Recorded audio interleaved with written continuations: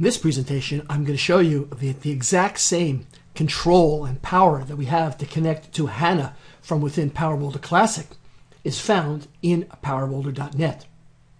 We're looking at the PowerBuilder.net 12.5 IDE. I'll come on over to Tools, Database Profiles, and note that the database profiles are shared between the Classic and the .NET editions. My server is up and running. I'll just right-click on my cloud server SSSS and I'll connect. Looks like we had some success. Title bar says we are connected. Now I'll come on over and I'll open up the Database Painter. We've got some tables and we've got our procedures. And what I'm going to do is I'm going to build a couple of data windows off of our stored procedure. Let's just test out the stored procedure. I'll do an edit data grid, and there are our results. Looking good so far. Close up the Database Painter, click the New button, and I'll create a new tabular data window. And I'll name this one D Sales. We'll do a next. Choose a stored procedure for our data source. There's our stored procedure. Finish. Done. It built for us our basic tabular data window. Click the Preview tab. Do a retrieve. And that's how it looks. Alright, I'll just do a tiny bit of prettying up. I'll come on over here to the total sales column. And I personally prefer it to be left aligned. So I'll go to the properties and I'll come over here to the alignment and I'll just left align it. And the same thing also for the title, just for now. Okay, just to show you right now the center aligned. We'll make it left aligned. And there we go. And I'm not going to monkey around with this right now to pretty it up too much. Just do the save. Great. Now what I'm going to do is I'm going to create another data window. And this one will be a graph. And we'll call this one D Total Sales Pie Chart.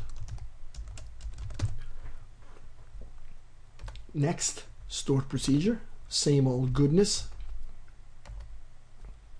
And we'll just do, hey, we'll do a 3D pie. That sounds pretty delicious. And now I'll pick the pieces, and I want the filling to be the category, and the values are going to be just the total sales because the stored procedure already did our total work. We don't need the PowerBuilder data window to do any additional calculations for us.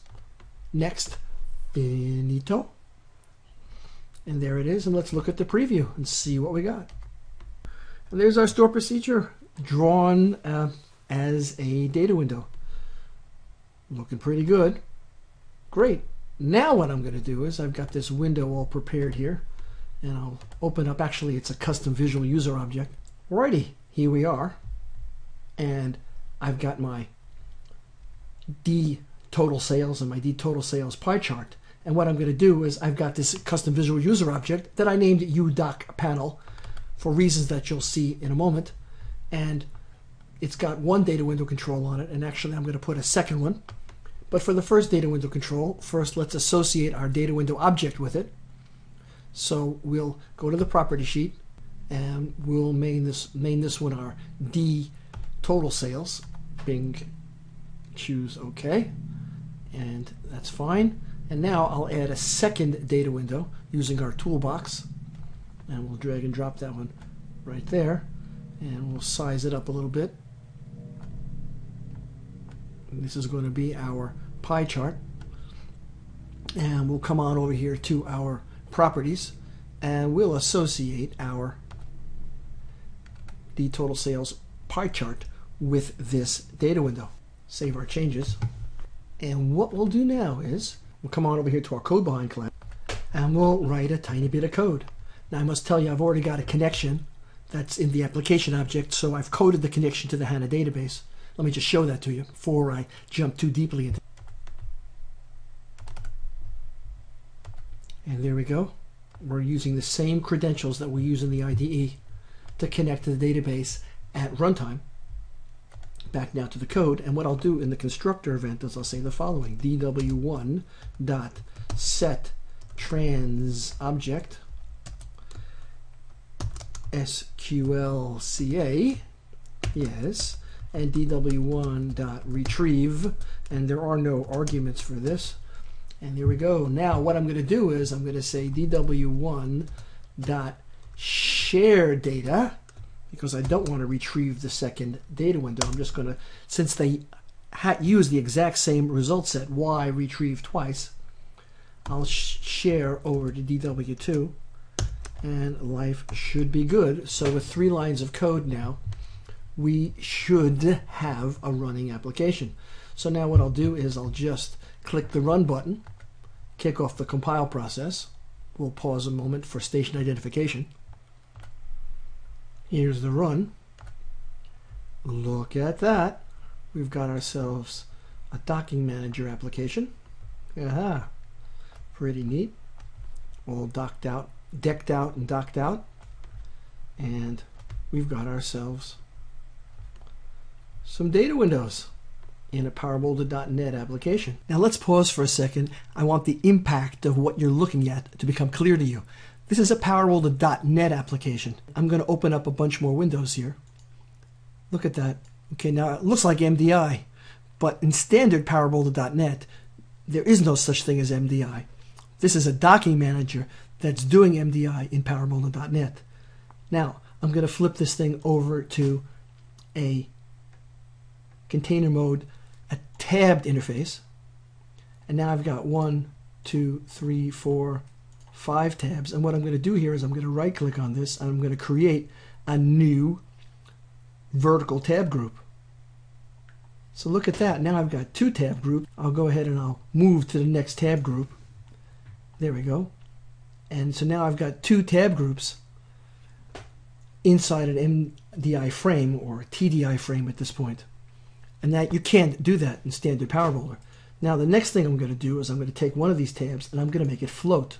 So now that's a separate window. That's outside the PowerBuilder MDI frame.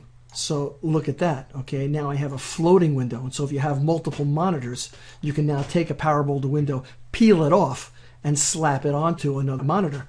So your user can have the full power of a modern user interface inside PowerBuilder. I'll go ahead now and I'll bring it back to MDI. And this one's still floating, and now what I'll do is I'll put that one back in there, and you can see all the cascaded windows. This is possible because I'm using a third-party WPF control inside PowerBuilder WPF, and that's the Syncfusion Docking Manager. And in fact, just for grins, what I'll do is I'll change the skin over to Visual Studio Skin. Let's close that panel up. Okay, reskinned. Let's cascade. Okay, we've got actually MDI. While I'm at it, I'll just change the container mode to TDI. And look at that. Again, this is a demo application, so it's not really production quality, but I've got dock panels, tabbed. Let's flip on over now back to MDI. Window back over to MDI, ploop plop, and life is good.